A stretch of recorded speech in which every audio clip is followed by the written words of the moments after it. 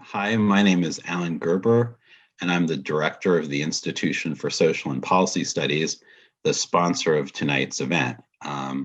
Tonight, we're going to be having a panel discussion, a few speakers followed by a question and answer period. The topic for tonight's session is, what did the voters do and why did they do it? And so for this event, we've gathered four experts on political behavior, American political behavior, to put what happened on election day and after election day into perspective and shed some light on the science of the study and understanding of voter behavior. Tonight, we're going to have a question and answer period, and here are some of the logistics associated with that and the rest of the event.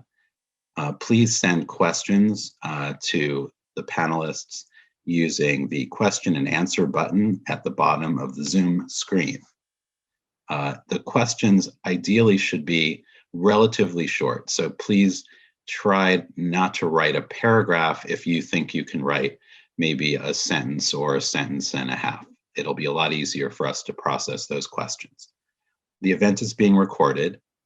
If you need technical assistance, please email isps@yale.edu. So that's isps@yale.edu. And here's the format for tonight's event. Following my introductory welcoming remarks and biographical details about tonight's panelists, each of the panelists will talk for about 7 minutes, sharing a few of their critical insights, their key insights about the election with you. And then we're going to have a question and answer period. So you can start sending your questions along whenever you have them, and they'll be gathered up, and I'll ask them of the panelists after their remarks have concluded. And we'll go, that part of the session will go in about 30 minutes, I would imagine. Great. So tonight, let me now begin welcoming the panelists in order of their appearance. They're going to be speaking in alphabetical order. We're going to begin with Alex Coppock. Alex is an assistant professor of political science at Yale and a resident faculty fellow at the Institution of Social and Policy Studies and Center for the Study of American Politics. And Alex's research lies in the study of political persuasion and its implications for the malleability of public opinion in the context of elections. He's an expert on the design and analysis of randomized experiments, and he won the Best Software Award for Declare Design, and that was awarded by the American Political Science Association Political Methodology section in 2019.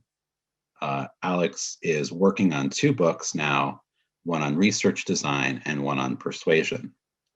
If you're interested, you can check out some of Alex's scholarship. One of his recent papers in Science Advances is on the subject he'll be talking about in his remarks. That's a paper called "The Small Effects of Political Advertising Are Small Regardless of Context, Message, Sender, or Receiver, Evidence from 59 Real-Time Randomized Experiments." So you can check that out and other of Alex's works. Next, we'll be hearing from Josh Kalla. Josh is also an assistant professor of political science at Yale. He's also a professor in the Department of Statistics and Data Science. He's a resident fellow at the Institution for Social and Policy Studies. Josh studies political persuasion, prejudice reduction, and decision-making among voters and political elites, primarily through the use of field experiments. Kalla was awarded the Lemur Rosenthal Prize for Open Social Science, and his work has also been awarded the Cialdini Prize by the Society for Personality and Social Psychology, an award that recognizes the publication that best explicates social psychological phenomena, principally through the use of field research methods. Josh's scholarship has been published in numerous academic journals. If you're interested in reading more, check out "Reducing Exclusionary Attitudes Through Interpersonal Conversation," published in a recent issue of the American Political Science Review. Welcome, Josh. Next, we'll hear from Mike Podhorzer. Mike is Assistant to the President for Strategic Research at the AFL-CIO. He's a leading political strategist and analyst for over 30 decades and has led the Federation's strategy to create permanent year-round mobilization capacity to elect worker-friendly candidates, advocates for issues, and demand greater accountability from elected officials, independent from political party structures. He established Working America, a community partner organization that has grown to 3 million non-union members nationwide, reflecting focus on all working families, whether or not they are covered by collective bargaining. Podhorzer led the Federation's work on voter protection efforts and voter mobilization strategy during the most recent election. He is a recognized leader in his field, and he was also a pioneer in data-driven politics, and is admired by all those who are interested in the science of voter behavior. And then we'll be hearing from, I should also say, he was one of the founding chairs of the Panelists Institute, one of the leading organizations for bringing science to campaign activity. And then we'll be hearing from Lynn Vavreck.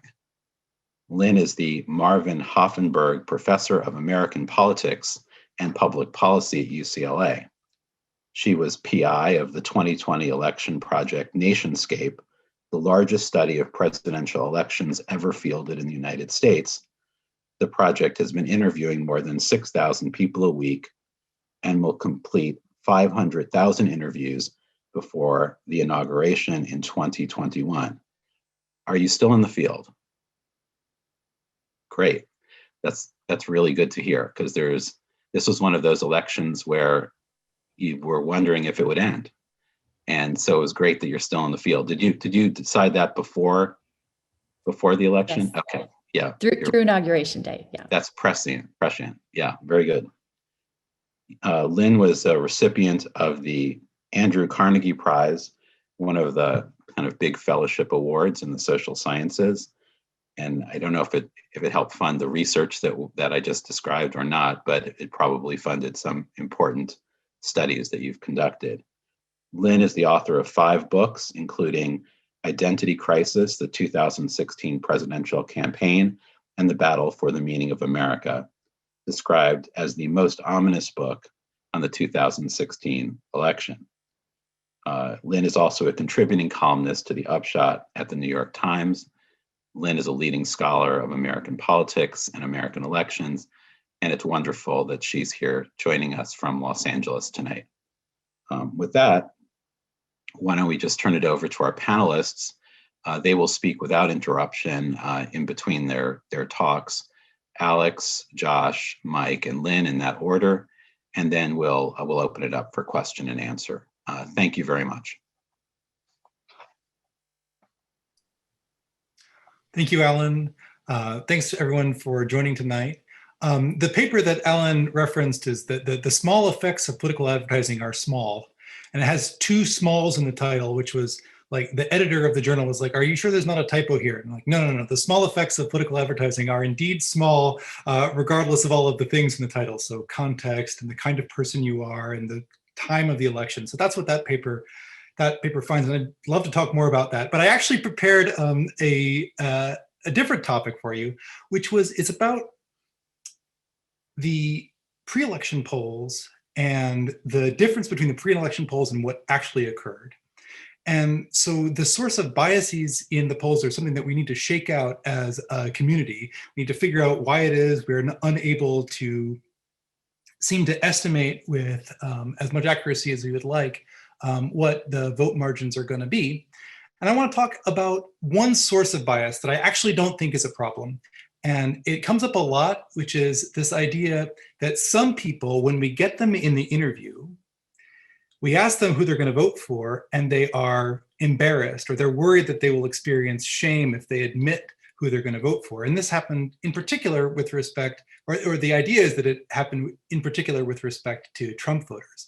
So because Donald Trump is associated with racist and sexist views, people who are Trump supporters were worried that if they admitted in a survey that they are a Trump supporter, that they would themselves be seen as racist or sexist. So that's an example of sensitivity bias. So if a question is sensitive, it's because I think that if I say my true answer, that I will experience some cost, perhaps in embarrassment or other things. And sensitivity bias is a real thing.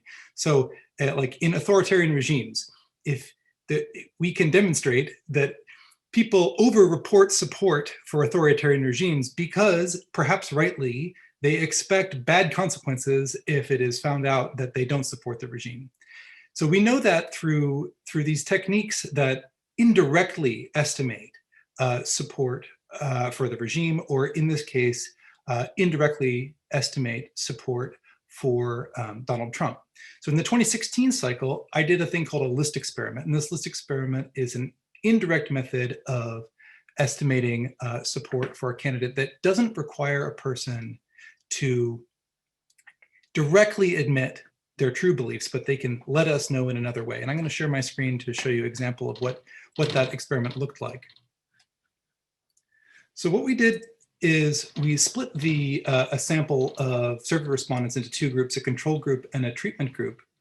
And the control group was asked the question on the left. So please tell me how many of these following things you would do. We don't want to know which of them you would do, just how many. So the list is, if it were up for a vote, I would vote to raise the minimum wage. If it were up for a vote, I would vote to repeal the Affordable Care Act. If it were up for a vote, I would vote to ban assault weapons. So we don't say which of those things you would do, you just say how many. So perhaps your answer is 2. If you were assigned to the treatment group, you saw those same 3 things plus a 4th item. If the 2016 presidential election were being held today and the candidates were Clinton and Trump, I would vote for Trump. And so if you then say 2, I don't know whether you would vote for Donald Trump or you would do one of these other things. So this is a way in which we protect survey respondents' identity. If we then take the average difference between the treatment and control group, that forms an estimate of the fraction who support Donald Trump. Okay, so cat's out of the bag. When I did this, I found no difference, none, between the list experiment estimate and the direct question estimate. So this indirect thing, which made it so that people didn't have to directly admit and be embarrassed about their support for Donald Trump, it didn't change our estimate of the support for Donald Trump. So if we look on the left, we have strong Democrats. The small dot is the direct question estimate. With the big whiskers, that's the effect from the list experiment. And we can see that since the confidence intervals overlap, it's approximately the same answer, right? And that pattern persists for all 7 flavors of party identification that we measure in this experiment. So I establish in the 2016 election that I don't think that shy Trump supporters, the sensitivity bias with respect to the presidential vote choice question, is a major source of bias. I didn't do it again in 2020, but there are other clues that sensitivity bias is not a major factor in explaining the polling miss. So on the left-hand side, so this facet, the presidential facet, this is not a graphic that I made. This is made by Thomas Wood, who's just an unbelievable data visualizer. I'm in awe of what he's able to do so quickly. He was making graphs like this on election night. In each state, we're seeing the pre-election polls minus the actual vote totals in each state. And we see that over here, we are getting really bad. We're missing by 15 points in Biden's direction. What we can see for sensitivity bias is that we miss the same states for Senate that we miss for the presidential. So if people are uncomfortable, you'd have to believe that they're also uncomfortable admitting their support for Susan Collins, as they are uncomfortable admitting their support for Trump. And we don't think that that's the case, right? So what we think instead, it's not once we get them in the survey, are they lying to us? The problem is before then. The problem is we're not reaching the right people. And so with response rates what they are, we're having to do all the statistical wizardry to try and reweight the polls in order to get a more accurate picture of what's going to happen on election day. And for 2 election cycles in a row, our reweighting strategy has not been successful. Now, I'm in the privileged position of not having to actually do that hard work myself. So I'm throwing stones, but I don't think it's because of sensitivity bias. I think that it's due to selection into the sample. So that's all I have for you. I think, Josh, you're up next. Thank you so much, Alex, for opening it up. And thank you all for joining us, taking time out of your evening to come listen to us talk about the world of politics.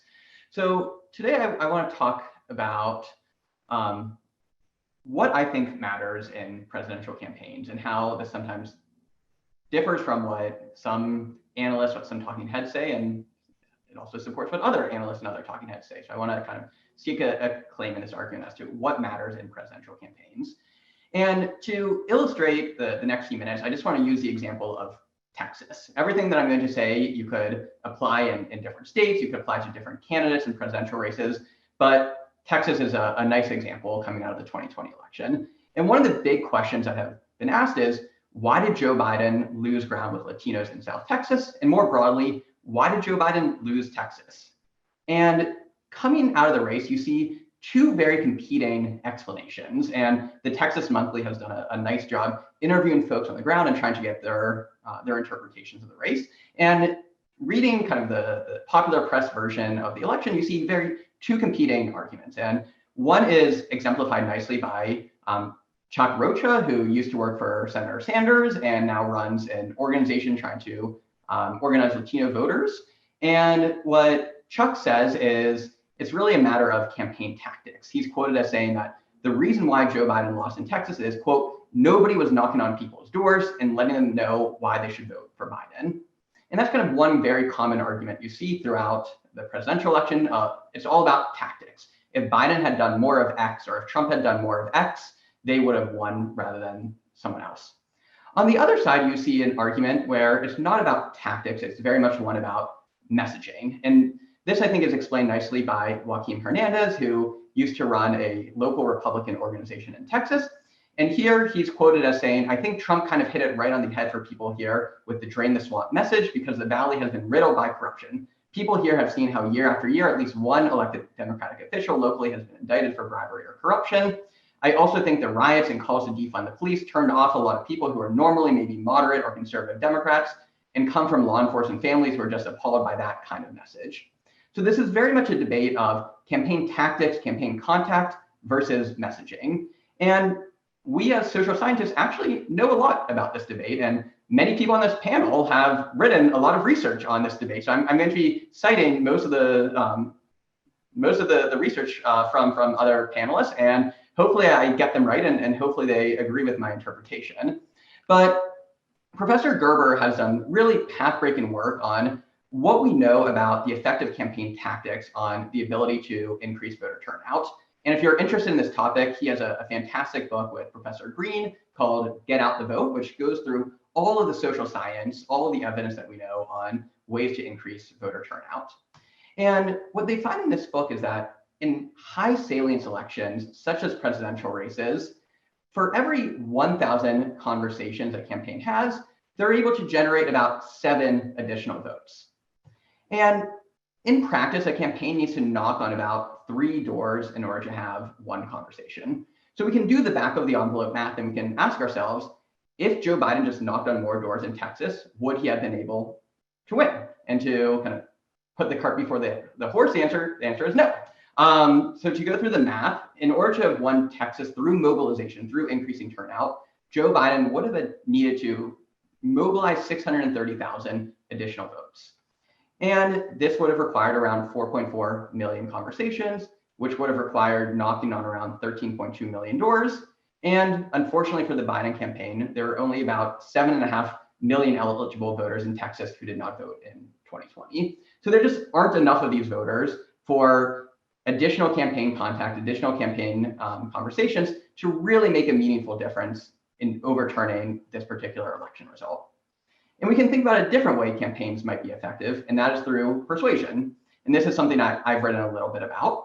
And in my research, we find that for every 1,000 conversations a campaign has, they're able to persuade around 6 additional votes. They're able to generate about 6 additional votes through persuasion. And in order to have won Texas through persuasion, the Biden campaign would have needed to get 320,000 Trump voters to instead become Biden voters. So we can again go through that back of the envelope math and see that this would have required around 1.9 million conversations, 5.8 million door knocks, and unfortunately, there were only about 5.9 million Trump voters in Texas. And we can also think about the work that Professors Coppock and Vavreck, along with Professor Hill, have done on the small effects of political advertising are small regardless of context, message, sender, or receiver. Because of these small persuasive effects, there just often aren't enough voters to have a meaningful impact when it comes to presidential races.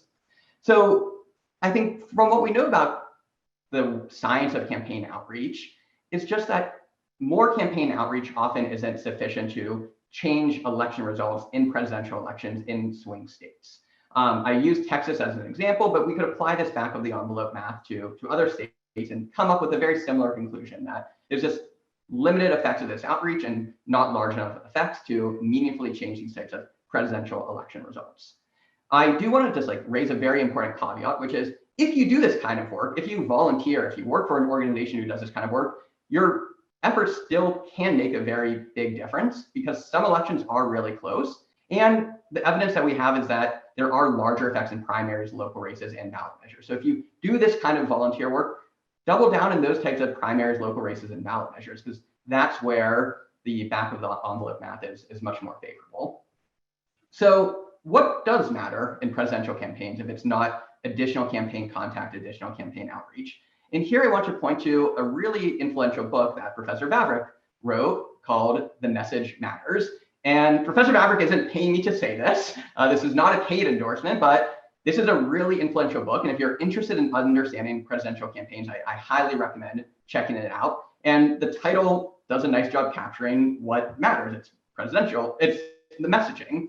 And Professor Vavreck lays out some predictions as to what kind of messaging campaigns ought to be using. And she talks about two situations, one where the economy is good, one where the economy is bad. And when the economy is good, we should expect the incumbent to focus his or her campaign message on the economy, championing the fact that the economy is good, thus you should re-elect this candidate.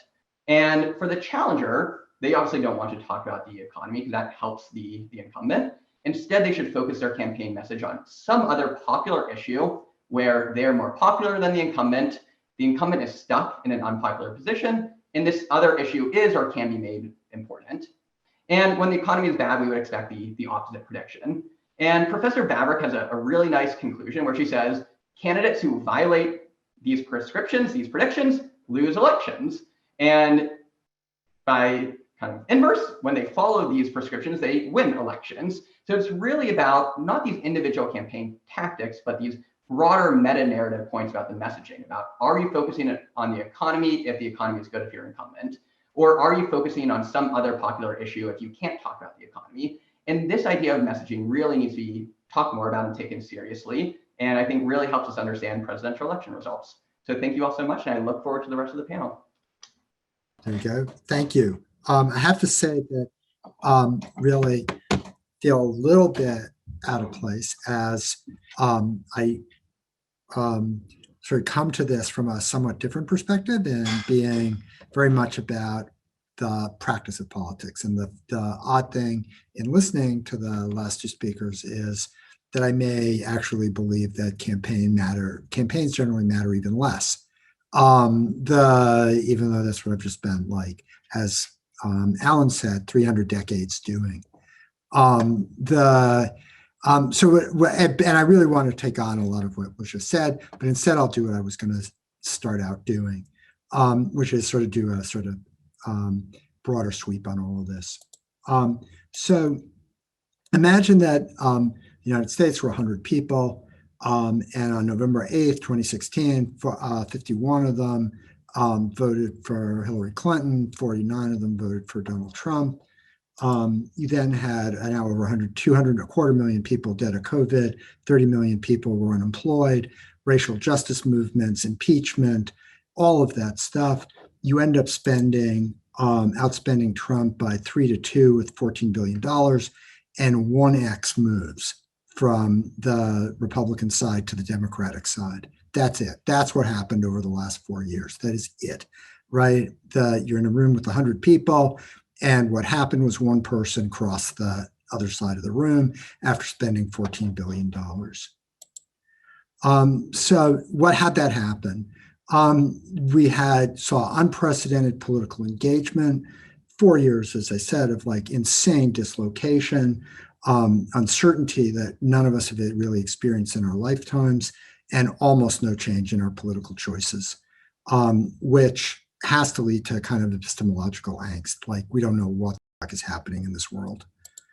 So just to run through that. So to really get a sense, this is the level of increase in civic engagement is like hasn't happened. It just hasn't happened, right? The last 2 cycles, if you look on the right, it's things like people coming home from World War II that saw the same kind of increase in turnout, right?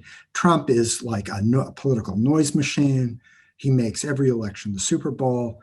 And what that means is that just like the Super Bowl, people who don't even watch a game during the season show up for the party.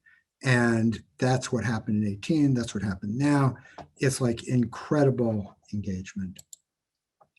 He's the most unpopular president in a way that, again, you just have to really have to see stuff like this to comprehend, right? The only president who never had a month where he was above water.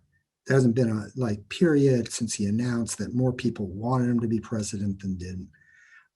That his approval ratings, despite all of this turmoil, stayed, with a standard deviation that, other than Eisenhower, is like completely out of whack. And the structure of the race never changed, right? From 2016, it's like the people were organized around Trump. That was it. People who had voted for one of the 2 in 16, not many of them moved. And the movement was always toward a little bit of movement net towards the Democrats, because it was a Lincoln project, no Roosevelt project. The Johnson-Stein voters, there wasn't a poll where the Democratic margin was less than 10, 28 midterm voters, 20 points. So like that sort of fueled our sense that the people were moving away from Trump to a greater extent, which led to these kind of crazy things with, 90% chance he's going to win, 347 electoral votes, more than twice as many electoral popular vote margin. So I'm just putting the numbers up here so you have some semblance of not making this up. The basic thought experiment. In the first row is just like the 2016 election. This is pretty much for 3 of the folks on the panel who've read me writing about this ahead of time. This isn't like post hoc, right? So you have one. So basically, you have the 2016 voters were 2.2 for Clinton. The people who voted in 2018 were 22 points for the House Democrats, which meant the people who came back from the 16 were 5 points Democratic, and overall it was a 7.4 point lead. Everything looked like completely consistent with the story all of us wanted to know, which is people were done with Trump, they were moving away, all of that, which made the poll seem more reasonable. So I did a thing where we looked at it 2 ways. One is assume that all the people who voted in 2016 really didn't change their mind. And if they didn't change their mind and the people who showed up in 2018 didn't show up the mind, then the 2020 election should be 4.5 point spread, which is what it actually is. Or the people who showed up and were 5.1 for Democrats were actually reflective of Clinton voters, 2016 voters, and it should have been 7 points. There's a lot of, it should actually be a little bit less if you do fancier math, but that's basically the order of magnitude. So the polls were which were above that, like we're living in a world that couldn't exist. But that was sort of what was going on. I thought ahead of time 6 was going to be it, but that's sort of what was real. But that fed our willingness to believe polls that were telling us something very, very different, right? Because we've just seen Democrats win these big victories in 2018. We saw polling that we liked and all of that. But I would argue that polling can't be fixed at all when Trump is on the ballot, because there are no shy Trump voters. In fact, if you've ever been in a room with one, that seems like a silly concept. Right, MAGA hats, the whole thing. Who are they? But they don't like to take polls, and not because necessarily they think they're a Democratic plot, but that's just not who they are, right? So imagine Dave, the backhoe driver in Michigan, right, who's never thought that there was a candidate like Trump to vote for before and never showed up. When he decides, wow, Trump's the real deal and I'm going to go out and vote, he doesn't realize that he also has to get on a YouGov panel or a Lucid panel or something like that, so the rest of us know that he's part of the electorate and is going to turn out in 2020, which is why the polls were right on in 2018, not on at all in 2020. But that's a lot of what's going on, and you can't fix that because in 2016 people wanted to believe it was this white non-college thing, but I don't have enough time to say why that's really pernicious and wrong and bad, but it's not right. It didn't work. It's really just people who like Trump do not like polls. That correlation, it's not a demographic thing, it's just who they are and all of that. And the second thing though, which is like more, in some ways more important, is that the polls failed to do that, but we also failed to just use common sense. For people that really are engaged in politics and believed it, because it's like we've become sort of a society that wants to know what the weather is and checks our app instead of going outside and seeing what's going on. And that's what the polling was. We were just like looking at these stats without like actually going out and looking at what was happening in the world. So again, have the receipts. Over the summer, just thought, well, this is not right. Looked at two things. One was voter registration, white non-college, off the chart, Democratic base groups depressed, right? Clear signal was coming. Then you get to early vote, big campaign to get Democratic base voters to vote early, no campaign to get white non-college. White non-college among non-voters is keeping pace or exceeding Democratic base groups who had $200 million thrown at them to go vote by mail. Right? All of which is saying polls that are saying the opposite can't possibly be right. And so that basically leaves you in a place where like you just can't depend on the polls. And I think I'm short of time, but to wrap up, if you really step back and we're like clicking too much on 538 or reading all these, all of this stuff was narrating noise in the polls. Right, we were getting stories about seniors doing this and all of that to just account for statistical noise and for these errors, right? If, as a practitioner, on November 9th, 2016, I knew Arizona, Michigan, Pennsylvania, Wisconsin, Arizona were going to be key, thought Nevada was, Florida wasn't, didn't see Georgia, didn't need a single poll for the next 4 years. And if I had them, I thought Florida was in play, I thought North Carolina was in play, all of these things that were illusions. So I think that's time, and I'll stop there. All right. I think I am next, and I'm also going to share some visuals with you. It is a pleasure to be here virtually in New Haven with all of these people from whom I have learned so much over my career. And I'm going to just talk briefly about how I think about what happened in 2020. So I like to think about presidential elections as having two components. The big things, and these are the things that always matter, every presidential election, they affect vote choice.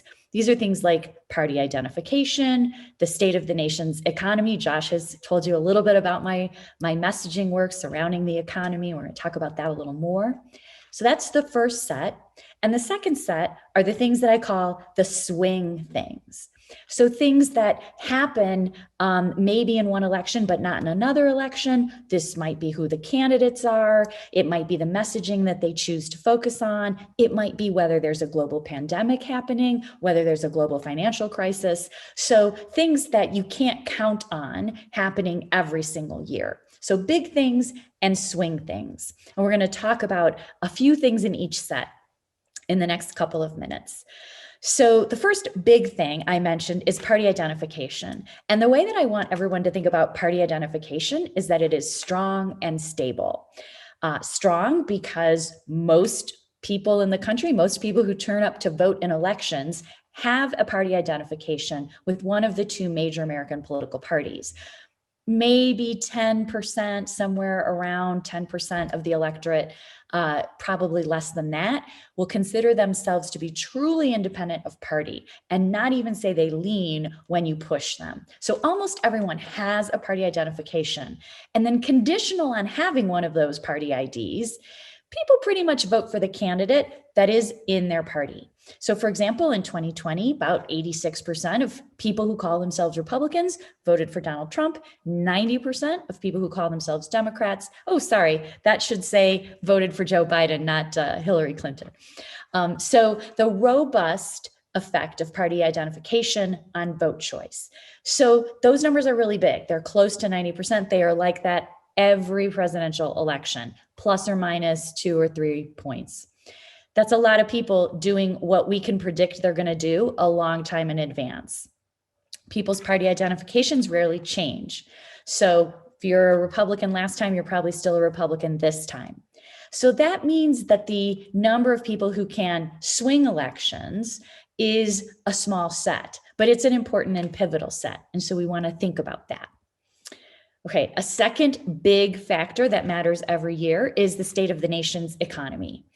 And as Josh mentioned earlier, I have spent a lot of time thinking about how important this is in every presidential election and how it sets the stage for presidential campaigns. It isn't the play, but it's the stage dressing. It tells you whether we're watching a comedy or a drama. So what I'm showing you here is just a little bit of evidence about how robust the effect of the nation's economy is on presidential election outcomes. On the horizontal axis here, I'm showing you change in the nation's economy, GDP growth, let's call it, in the first 6 months of an election year, January to June of every election year. The year markers here are plotting symbols indicating the presidential election. On the y-axis, I'm showing you the incumbent party's share of the two-party vote in these elections. And I've drawn a line here, that's sort of the line of best fit through these plotting symbols. And you can see that it slopes upward. What does that tell us? It tells us that as GDP is increasing in the 6 months of an election year, so growth is positive, incumbent parties do better. When growth is negative, incumbent parties do worse. So incumbent parties in growing economies typically win, and incumbent parties in shrinking economies typically lose. And I've highlighted here 2020 for you. If you're curious, right here is 2016, almost exactly on the prediction line. Here's 2020.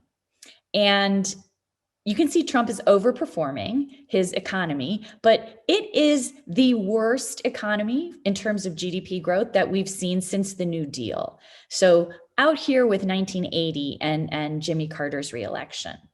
But 2020 is kind of unique, and I want to show you a little bit about why.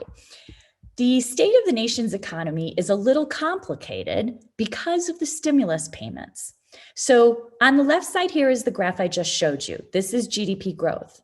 But on the right-hand side, same y-axis, same vertical axis, but now I'm showing you growth rate of real disposable income per capita, January to June. And this is, you see the same trend, right? RDI goes up, people have more money in their pockets, it's better for the incumbent. Okay, but here's 2020. It is now the best performing RDI economic election since the New Deal. So 2020 presents this national context, this economic context to people where the nation's economy is shrinking and quickly and in a very sort of scary way. But in terms of how much money people have available, they have more than in any previous presidential election year.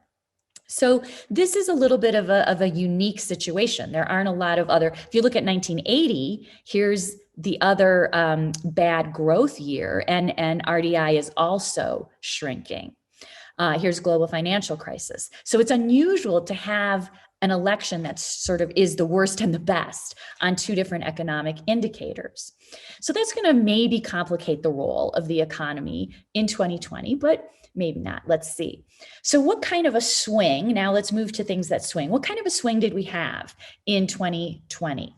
So I'm showing you here states and Obama's two-party vote margin in 2012 on the horizontal axis, and then in 2016 on the vertical axis, right? So he's the same guy running in each one of these elections. And you can see that these states are performing differently in 12 than in 2016. Some states he's doing better. In 2016, Texas, Arizona, California, I'm sorry, he's not the same, it's Clinton again. Well, I really have a problem identifying which elections she's running in, right? So 2016, this is Obama in 12 to Clinton in 16. She's overperforming him in California, Arizona, and Texas, and underperforming in Ohio and Iowa. And now so this is sort of a jagged pattern here. Some states better, some states worse. Let's look at the swing from 16 to 20. And you can see that this looks a little different. Some of these states were still counting when I made this figure, so they have tightened up closer to the line. But you can see almost all the states have swung toward Joe Biden in 2020, and almost by the same amount. So this is what we would call more of a uniform swing. There is something about 2020 in relation to 2016 that is pushing everybody in the country in the same direction. And when you compare the difference in 12 to 16, there's not that same uniform swing here. Some states are going more Democratic, some are going more Republican. So we want to think about what is driving this uniform swing. And is it something about the campaign? Is it something about the election year? Prime candidate, COVID, identity politics, all of these things are potential candidates. So I'll tell you just quickly about some of the work that I've done to try to figure out what's driving the shifts. Turnout is a big part of this story. So let's just stipulate that that's a big component. And Michael just told you a little bit about how that might work. I'm interested in the switching, the persuasion that Josh was talking about, and how much of that we can see happening from 16 to 20. So partisans come home. That's the first story. It is not surprising. That's the stable feature of party identification. If you were a Democrat who voted for Donald Trump in 2016, you were more likely to come home to the Democratic Party in 2020. There isn't a lot of cross-party switching. Independents are going to switch more to Joe Biden than they are switching to Donald Trump. So I'm using now my massive data collection that Alan told you about in the beginning. So if you were an independent in 2016 and in 2020, you are more likely to switch your vote to Joe Biden than you are to switch to Donald Trump. So independents are moving toward Biden. But I want to just say something about COVID. COVID is a player here, and it is, I think, the feature of 2020 that is most going to define the outcome of this election, close as it was, as Michael just said. So 87% of Americans say they are very or somewhat concerned with the coronavirus. And that number, concern is declining, but it isn't declining a lot. That's a pretty robust number across the entire several months of the crisis, of the pandemic. And concern about COVID is associated with switching disproportionately to Joe Biden. And let me just show you one table that will illustrate that. What I'm showing you here are Trump voters from 2016. So these are people who in my survey tell me they voted for Donald Trump in 2016. And I'm showing you across the top here, the distribution of COVID concern for those people. So 46% of Trump 2016 voters say, I'm very concerned about coronavirus. 34% say I'm somewhat concerned about coronavirus. That's a lot of people.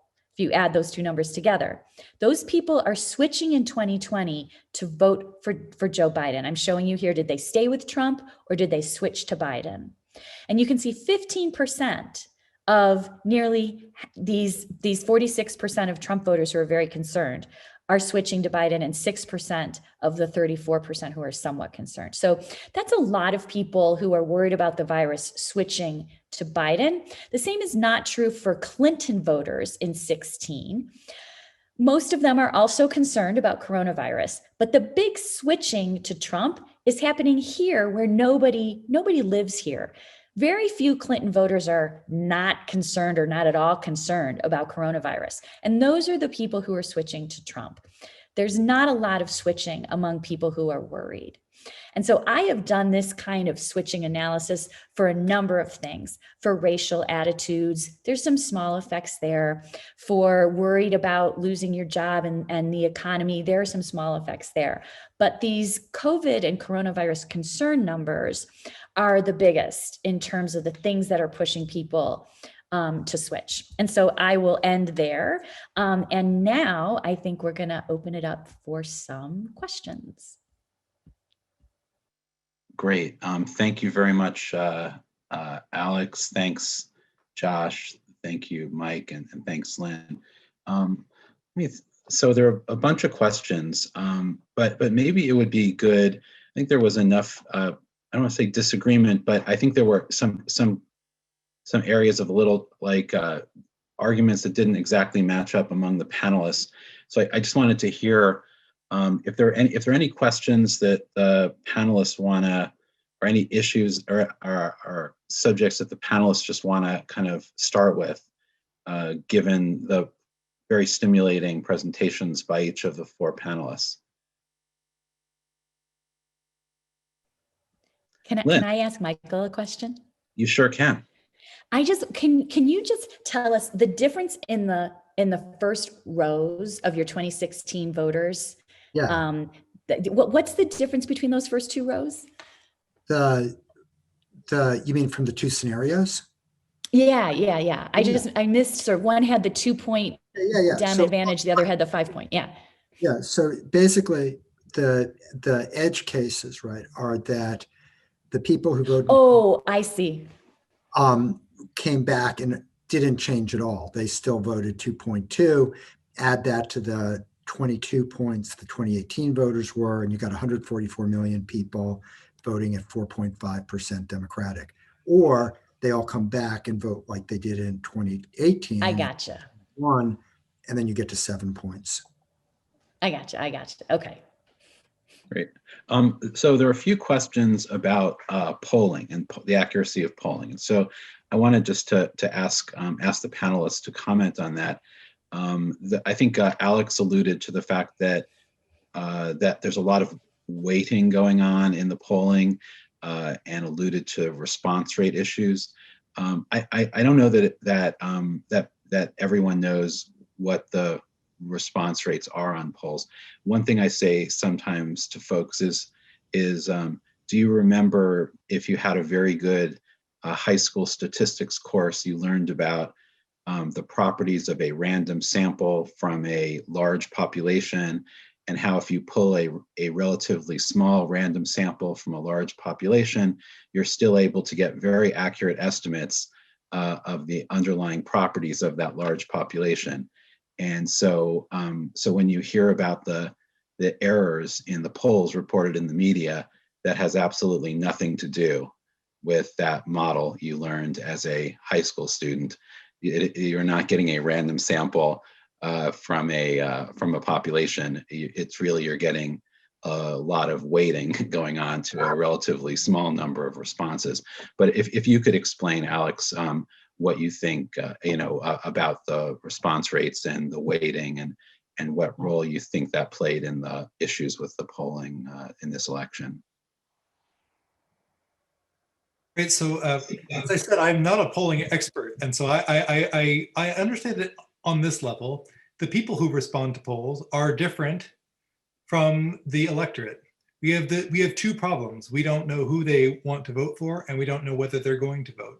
So then we ask people, who are you going to vote for? And are you going to turn out to vote? And then we need to say, you're a kind of person of this class. We know that there are so many of that class in the population. And so then we're going to multiply your answer by the weight that we think you exist in the overall population. So we're going to upweight you by the proportion of people who are like you in the population. And so we've got this problem, is do we know the kinds of people that there are? And I think Mike's point, which is just really interesting here, is what do we have? What's the problem? Is that there's a type that we don't have, which is the Trump voter who doesn't take polls. And that person, first of all, we don't know how many of them there are, so it's difficult to obtain the amount by which we need to multiply the thing. And the ones that we are able to get on the phone, are able to get to take the YouGov panel, might be unlike their brethren who won't. And so we don't know what to re-weight by. So Mike also alluded to this idea that we need to weight by education. That was the big explanation for the 2016 polling failure, is that, oh, we were weighting by demographic variables like age and gender. What we needed to be weighting by was how educated a person was. Basically, we weren't getting enough people who had low levels of education. So we need to take the people who had low levels of education, raise their weights up in the survey, and then we would get the right answer. Well, we did that this round and we did not get the right answer. So I think Mike's, he's almost like tautologically right. Evidently, we didn't get the Trump supporters. And this is the big problem to solve. How do we fix that problem? Lynn, you've had a lot of experience in polling. I'd love to hear from Mike, but before we do that, I'd like to hear from you. Like what kind of response rates are we getting these days for polling? Because that gives us a sense of what the role of weighting is. Oh, they're super low. They're super low. A traditional, random digit dial telephone poll, which I don't know if anybody does that anymore, but those kinds of not sampling off a list. So you're just trying to reach people in some random way.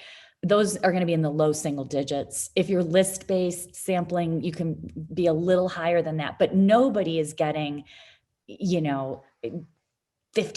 No one's getting 30%. Yeah. Those are miracle numbers. And so everybody is compensating. And I'll just say two other things. One is, you really want to, people are waiting to 2016 vote, which we know the outcome of 2016. And so these pollsters are adjusting the sample so that it gives them the outcome of 2016, and they're still wrong in 2020. Okay, so this isn't just that we're not finding Trump voters. We're finding Republicans. We're finding Republicans who voted for Trump. We're making the sample give us exactly what the outcome was in 2016, and it's still off by a lot. And so I think a huge culprit here is getting the set of people right who are eventually going to turn out in the election. That has to be a huge part of how wrong 2020 looks. And that would explain, I can't remember, Alex put up the graph about how the Senate races are off like the presidential races. If we've got the composition of the electorate in 2020 wrong, because more Republicans turned out than anybody thought ever would, or something like this, then the polls are going to be off in both those cases. So that's a leading culprit. Great. I slightly misspoke when I was talking about weighting. I think there's the problem with the low response rate. I think is even if you get the observable demographics correct, it may be that the individuals with those demographics either are not representative of the demographic you're trying to weight everything up to. Mike or Josh, do you want to comment on this? There are a lot of questions about the polling, and I just want to make sure that we discuss that matter a little bit. I have a few specific questions to follow up with, but yeah. Anything else about where were the errors largest? Why were they there? What other issues would you like to highlight? Yeah, I'll dive in. So as 16 happens, it's way off. Everybody tries to figure it out because it was so consequentially off, right? We just didn't know the campaign we should be running. And so there was one effort, which was sort of public facing, which everybody knows about because it's public facing. And there's a lot more research being done, but not public facing, right? Which led me to really understand just how ridiculously impossible this problem is. Because even when you get down to college, non-college, it is easy to see that the word no one's mentioned, and I'm not the academic saying it, but it's all about differential response bias, right? That some people are more or less likely to take a survey. Actually, I think I did just say that's what I was trying to say. I'm the jargon. But anyway, the point is that even you do college and non-college, it turns out if you are college in a college neighborhood, you're different than college if you're in a non-college neighborhood.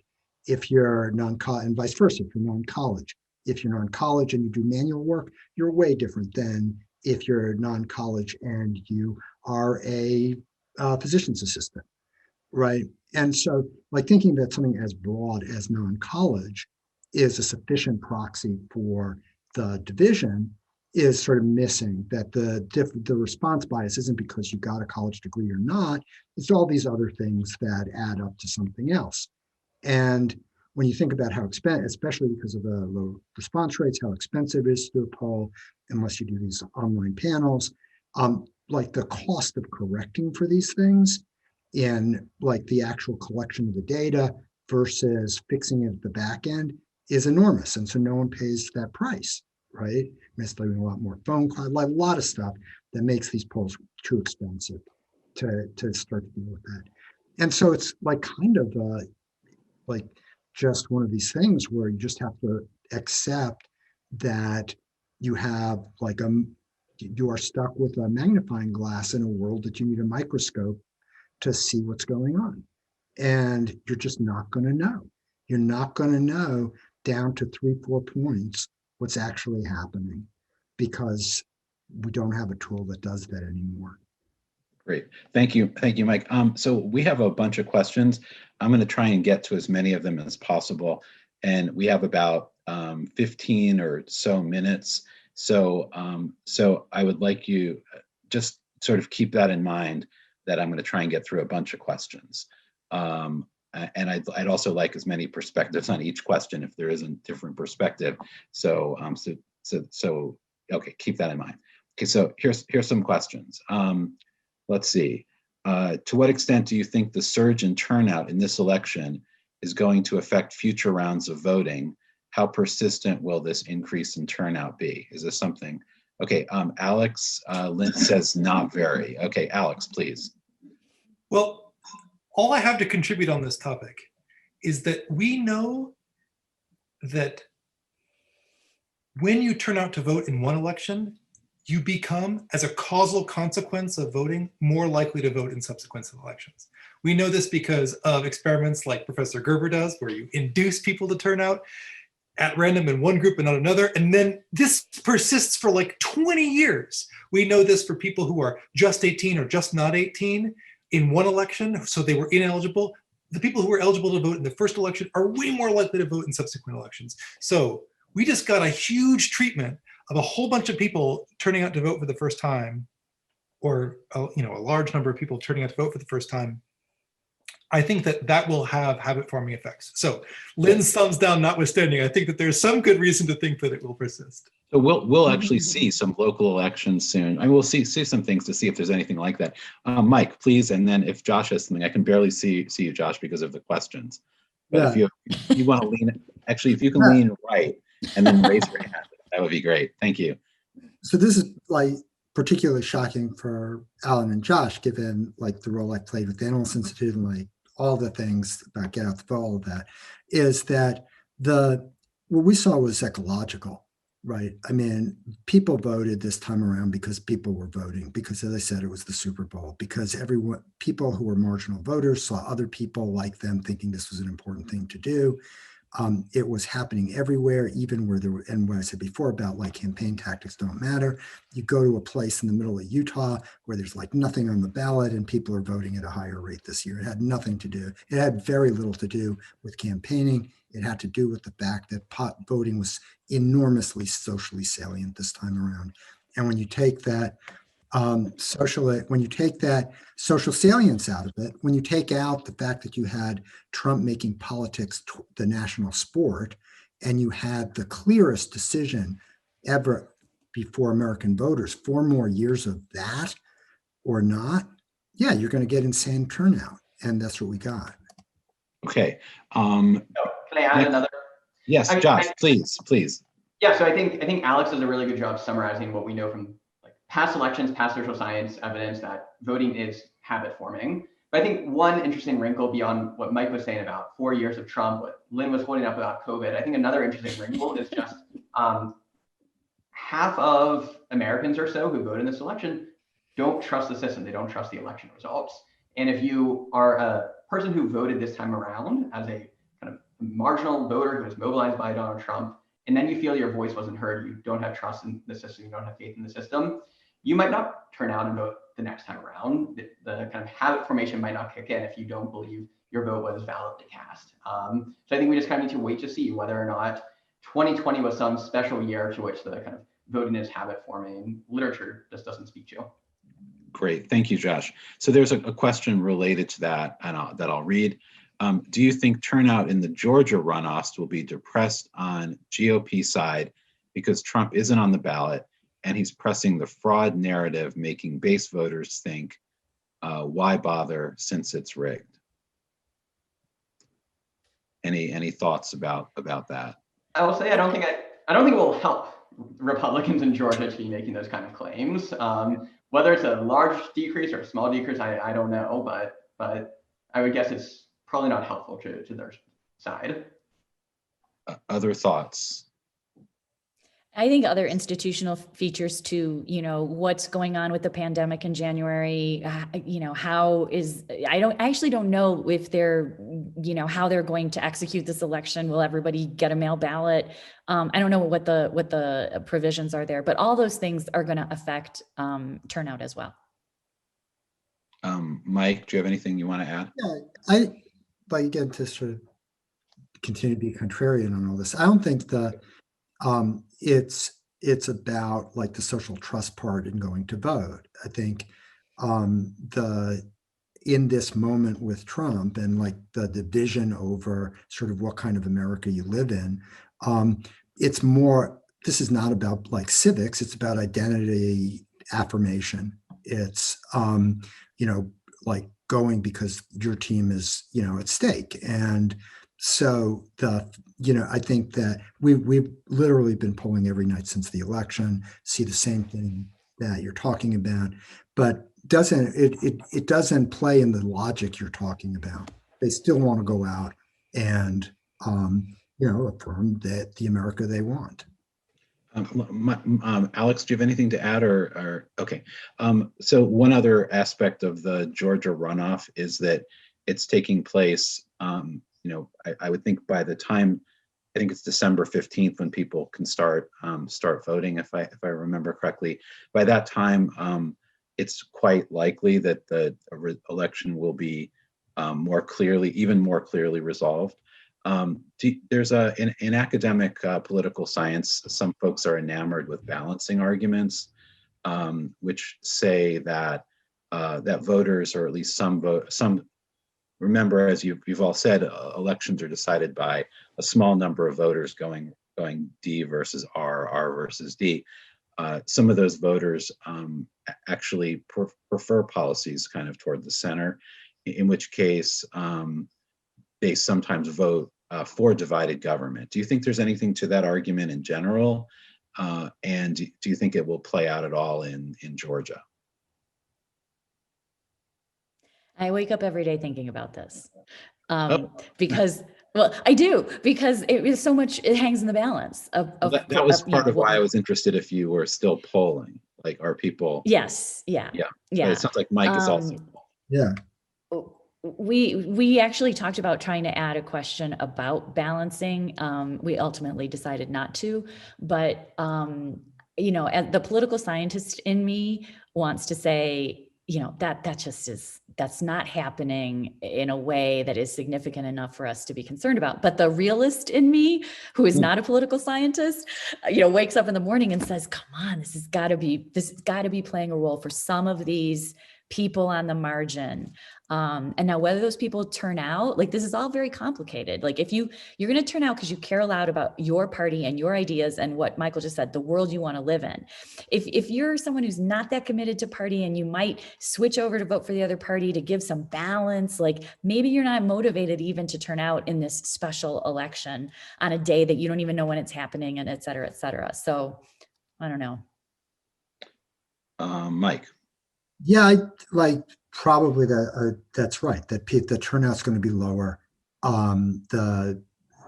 It's like anticlimax in a lot of, even though we understand that it has greater political significance for people in Georgia, it's kind of an anticlimax. And I don't know whether it's so close, you don't know it's crazy to say, you know, plus or minus, I just said, you don't know plus or minus 2. And so I have no idea. But they stay in that range.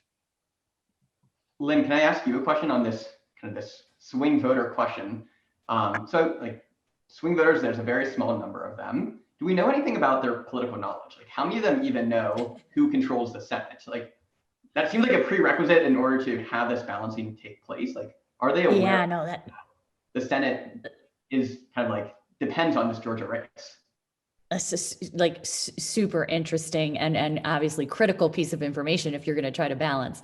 And it is true, like what you're saying, people without a party identification, people who don't know who they're going to vote for until the very end of an election, on average, I'm not saying everybody who fits into this category, but on average, these people know less about politics. They maybe don't know who controls the Senate. They don't know how many people are on the Supreme Court, et cetera, et cetera. And that, if you just think about that for 2 seconds, it makes sense. If you were someone who was invested in politics, you probably would lean toward one party or the other, especially when nudged twice. Maybe not the first time, maybe not, but eventually you'd say, okay, yeah, like I'm one or the other. So I always say, like, these people have a dictionary for politics that is just a little bit off. It doesn't translate very well for them the way it does for people who are more engaged. There's a Saturday Night Live sketch about the independent voters and the questions they're demanding candidates answer. And I think the questions are, who's running is the first of the questions. Right. Okay. So let's see. This is I'm going to start going through these relatively rapidly. How long do you think it's going to take for the country to get rid of the hate legacy of the Trump years? Again, it's a nonpartisan panel. I'm just reading the questions, but I think that that's a question. So what are the views? Do you think Trump is leaving? It depends on elites. Political behavior. And what does it depend on? That's the question. My answer is it depends on elites. It depends on candidates and what they choose to talk about and raise to a level of importance for voters.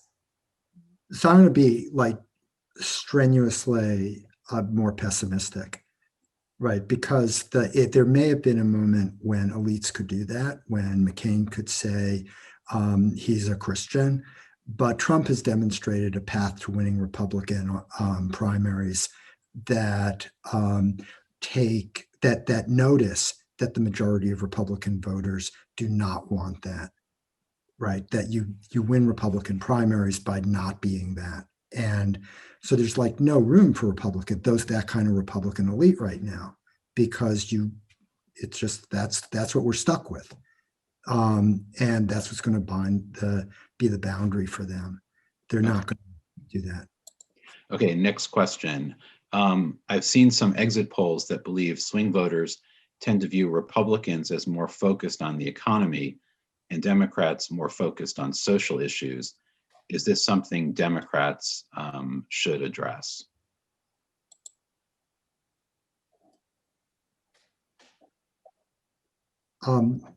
Okay,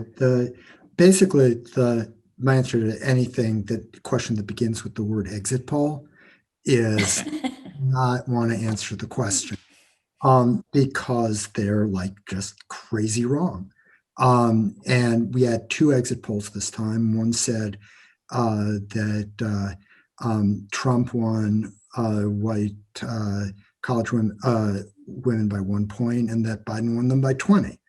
And the exits, the time around said seniors were 16% of the population now of the vote. And it's just like all crazy wrong, like crazy demonstrably wrong.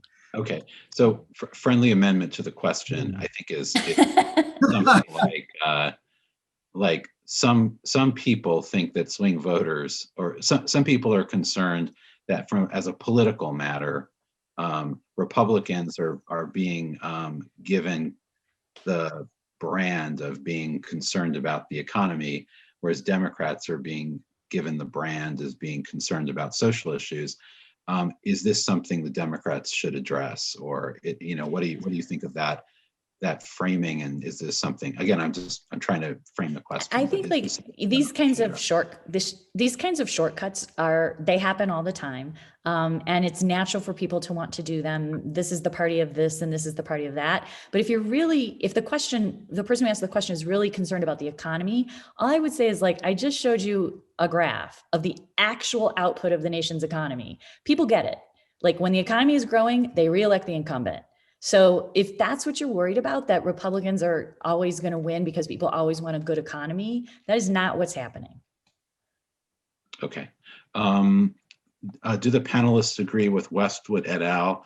That the forecasts, along with that the polling forecasts disproportionately depress Democratic turnout, e.g. 538 creating its own weather? So do we, yeah. Do we think the polling had any material effect on voter behavior? No, not in terms of turnout. I could, No. yeah, I could believe in 16 some people voted third party because they didn't like Clinton or either way, and they thought they knew the outcome. But actually, the difference between like voting for or against someone is like an opinion inside your head. Going out to vote's a behavior, and like you're doing it for lots of other reasons. Other thoughts? Okay. What caused the high The voter? one with Solomon Messing, where they randomized, whether the election is being described as a win probability or as like the vote margin, and people get these two things very much confused. And so then they have a survey outcome that suggests that people are less worried about the election when they see it as a win probability. I found that survey experimental part of it quite compelling. Actually, you asked the question better than I did. I didn't understand that part of the question. Thank you. Thank you very much, Alex. Okay. What caused the high voter turnout above both Democrats and Republicans in this election? Like, what do you think the key factors were? Or a key factor? No, the key factor was that like the future of the world was at stake, and everybody, had to listen to politics every day for 4 years. So, right? I mean, that's different from the last 250 years.